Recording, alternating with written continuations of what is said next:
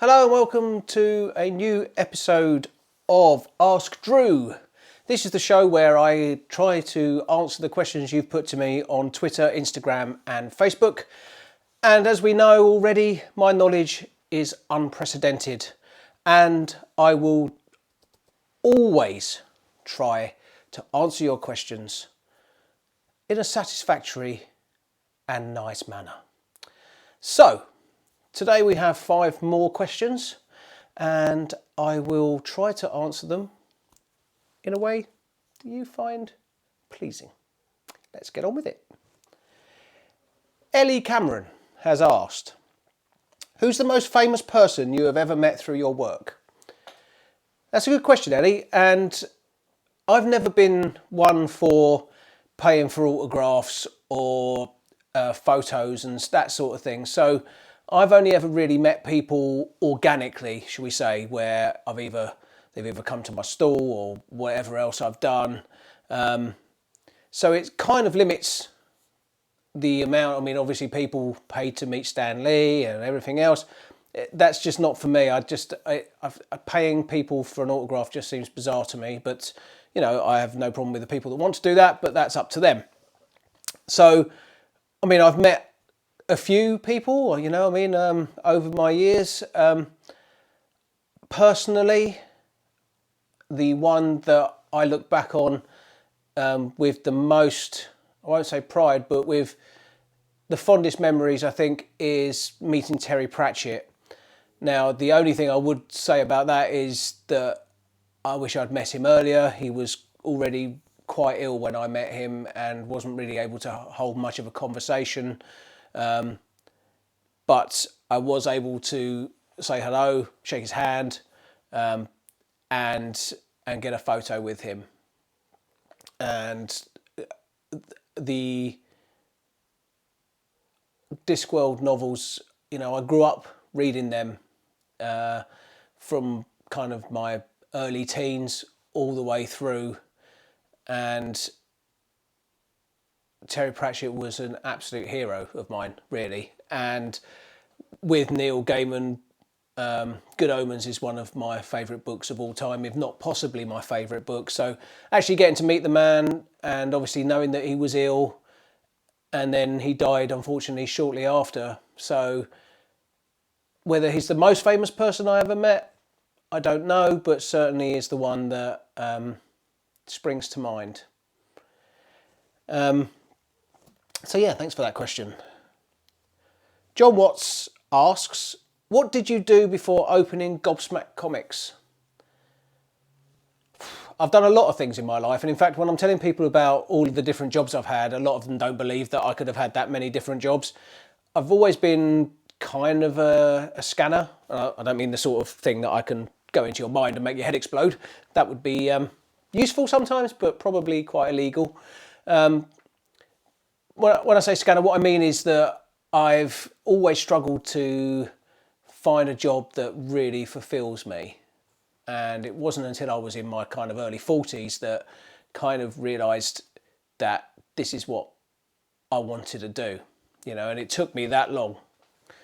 And but directly before Gobsmack Comics, I was a telecoms engineer, and it was terrible.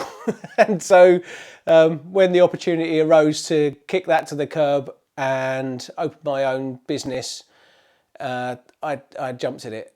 And to be honest, the 4 years that I've been doing Gobsmack are the 4 happiest years of my working life. I've met some amazing people. I've had some incredible experiences, and long may it continue. So yeah, I suggest don't become a telecoms engineer. Some people love it, don't get me wrong. You know, it's not a career for me though. So Mikey Drums asks, what 3 TV box sets would you say every must watch during this time? I presume he means are a must watch. Everyone must watch is probably what that's supposed to say. Well, I would think that there's some really good stuff on Netflix and Amazon Prime and now TV. I guess it depends what you're looking for. I mean, if you're looking for something quite harsh but yet amazing, you've got Chernobyl, which is absolutely stunning. Or you can lean to my old favourite, Farscape, which is apparently now available. All episodes are available on Amazon Prime. I'm not suggesting that you sign up for Amazon Prime if you don't already have it, because I tried not to send people Amazon's way if I can avoid it. But Farscape is an amazing series, and there's a lot of it, so you're not going to be able to binge it really easily. Picard was really good. Mandalorian on Disney Plus. You could always go to Adventure Time, of which there is 10 series and the most part of 34 episodes per series. So it's going to take you a while to get through that one. And Adventure Time is amazing. We all know this, right? If you don't know Adventure Time is amazing, then you haven't been paying attention. Red Dwarf is on Netflix. Another great one that you can watch from start to finish. And of course, there's a new Red Dwarf coming on Thursday, I believe. So that's another one. Wow, I mean, there's just so many. So there's a few. I don't know whether they're all must-watches, but they certainly were high on my list.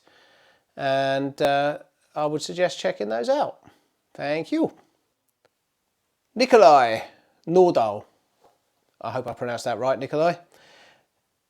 Who would win in a fight? She-Ra, Valkyrie, or Amethyst? I'm getting asked quite a lot who would win in fights. I obviously look like I know a bit about fighting. Anybody who followed my fledgling boxing career will know that that is probably as far from the truth as you can get. But, you know, I gave it a go and realised that punching people's fun. Being punched, not so much. I presume he's asked this because all three of them ride on winged horses or Pegasus or a winged unicorn, depending on which one we're talking about.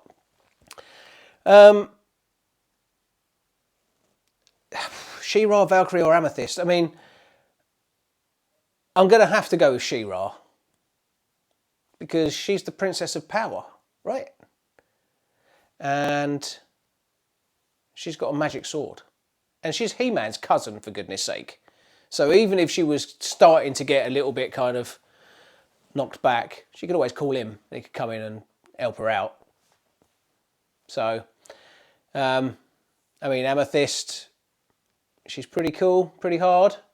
Her new series is pretty good, actually. If you haven't read it, it's worth checking out. And we know Valkyrie can kick butt. We know that.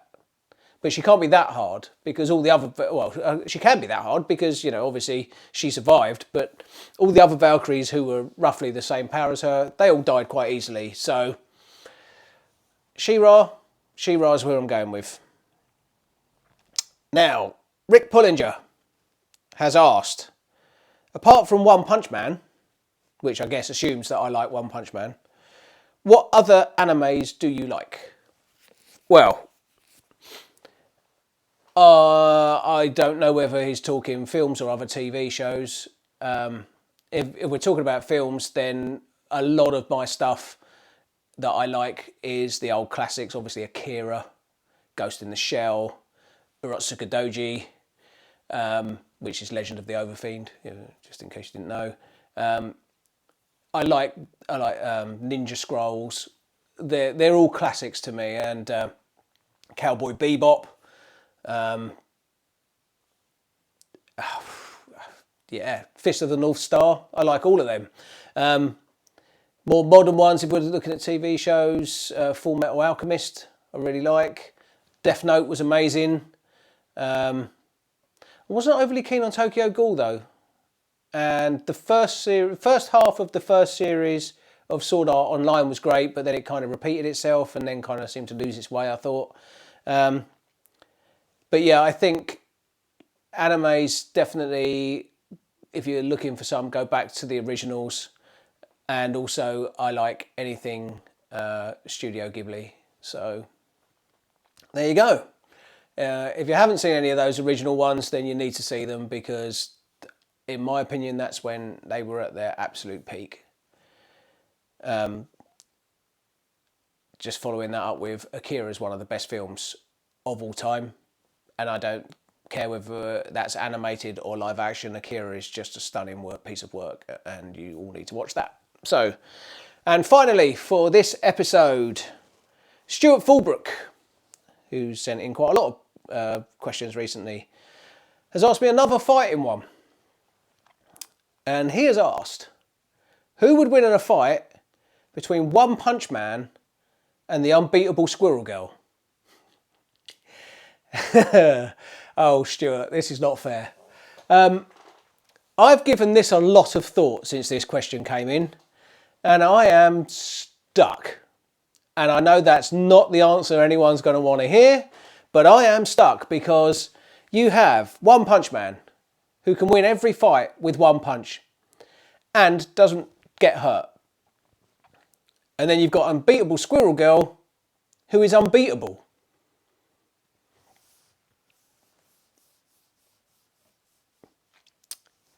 It's like that old thing of the immovable object meeting the unstoppable force. So who would win? I think this would be a battle for the ages. And I don't think you'd get a winner.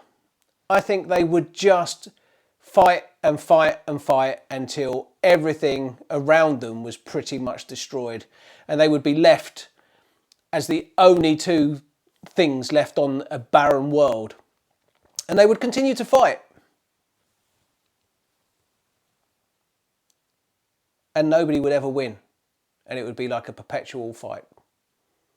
Now that's the apocalyptic version.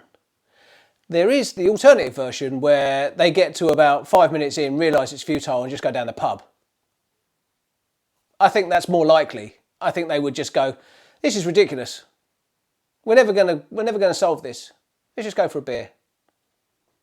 And I think that's the answer I'm going to go with. I think they would just fight for a bit, realise that it's completely futile, and then go down the pub. So, One Punch Man, Squirrel Girl, they may, who knows, they may even get together.